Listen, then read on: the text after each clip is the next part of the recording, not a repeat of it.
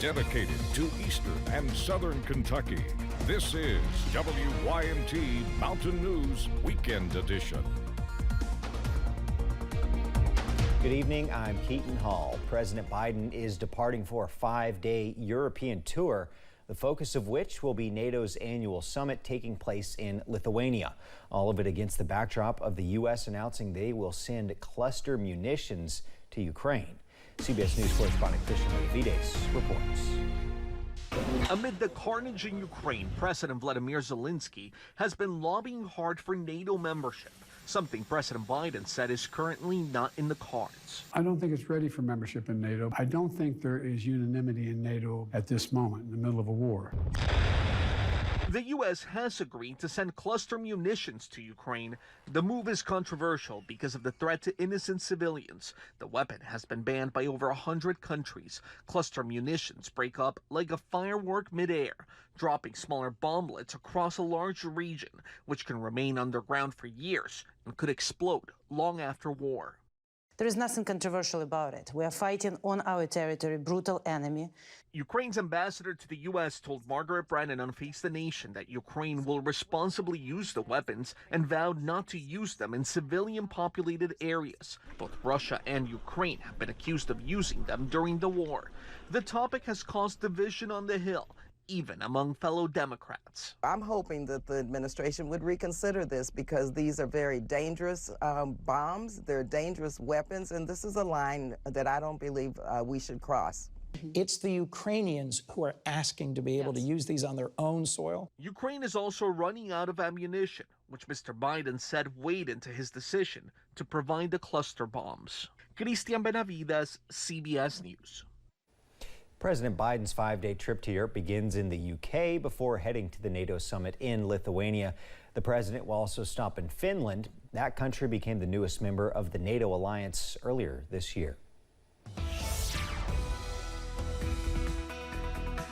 Well, after showers and storms earlier today, we are starting to welcome in some drier air across the mountains, but we are watching out for some dense fog as we go into tonight. Also early on Monday, here's a live look right now from Buffalo Mountain, and as you can see back in the distance, we are tracking some dense fog down in the valleys. So be sure that you give yourself some extra time as you wake up and walk out the door on your Monday morning commute. After a few showers earlier today, we are starting to dry out across the mountains. Only a small chance of a stray shower as we go into tonight.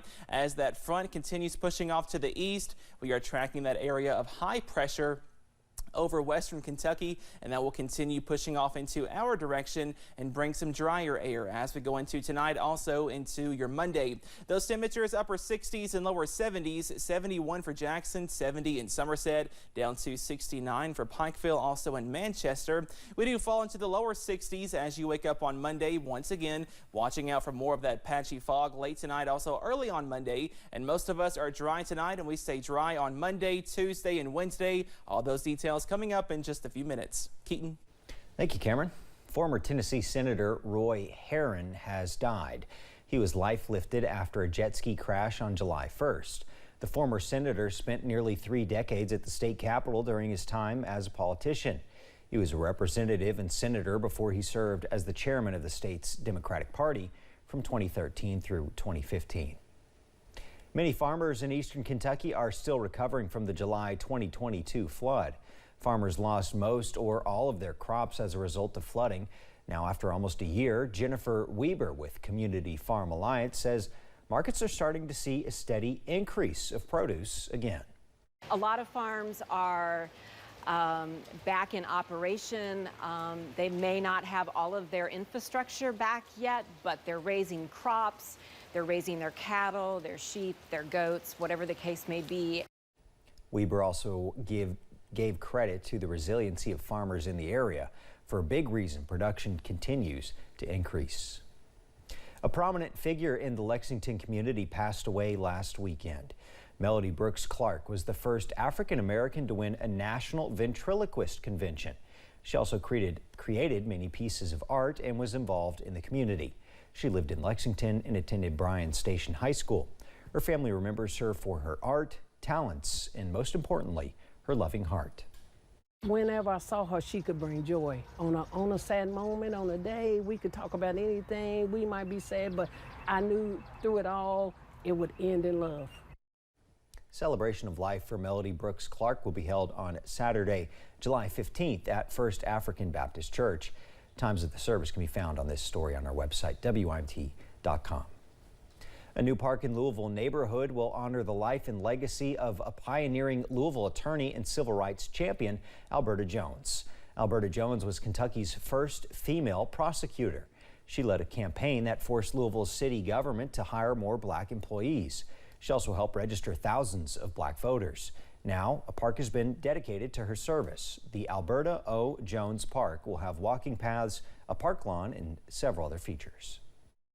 Study after study show that well-appointed public parks increase the mental, physical, and emotional health of the community that it serves. That the public parks are great for our environment. They reduce crime. The ribbon cutting for the first 5 acres of the park will be in November. The oldest house in Bowling Green is up for sale. Chad Smith and Brandon Miller have been trying to preserve the storied history of the home, working in the home for 15 and 8 years, respectively. Both men said they estimate 80% of the house is the same as when it was built in 1843, and it was renovated in the 20s and 30s, from the curtains to the carpets. As we preserve things as well as we can, we want to remember too that the houses have to be lived in. So if something gets damaged, you can repair it, but don't let it stop you from enjoying the house. The home, which is on State Street, is listed for just under $1 million. You can find a link to the listing on our website. A Kentucky couple's engagement has garnered nearly 8 million views on TikTok. It happened as one of the world's biggest stars performed just yards away. Samantha Valentino has a story of that now viral moment. It's a moment Anna Stone has seen countless times on TikTok. Taylor Swift fans being proposed to as the singer performs her song Love Story. I always would hope that would happen to me, but I didn't think it ever would. Anna is a longtime Swiftie. She and her boyfriend Tyler Brown went to see Swift in Cincinnati. It was amazing because it was already going to be the best night of my life. I had no idea that it would be actually the best night of my life. As Anna was focused on Taylor, Tyler stood next to her, nervously waiting for the 9th song on the set list to begin. I guess it was song number 8, Lord Have Mercy. The butterflies were coming, my hands were sweaty, stomach was in a mess. I didn't know if I was wanting to cry or throw up. I couldn't look at her. Tyler had spent weeks memorizing lyrics on his way to work. He asked the strangers around him at the concert to capture the moment for him and Anna. And I'm just watching Taylor, and I kept trying to sing to him. He didn't look at me because he was too nervous, and I didn't understand why. Then it all made sense. That's when I just freaked out, started crying. And she said yes. I got this one right. I nailed it. Samantha Valentino, WKYT.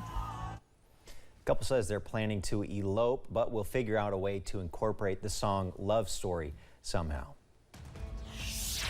Coming up at 11, U.S. Treasury Secretary returns to the States after economic talks with China, which she says were direct. Plus, we are tracking drier weather to return as we kick off the work week. All those details coming up next.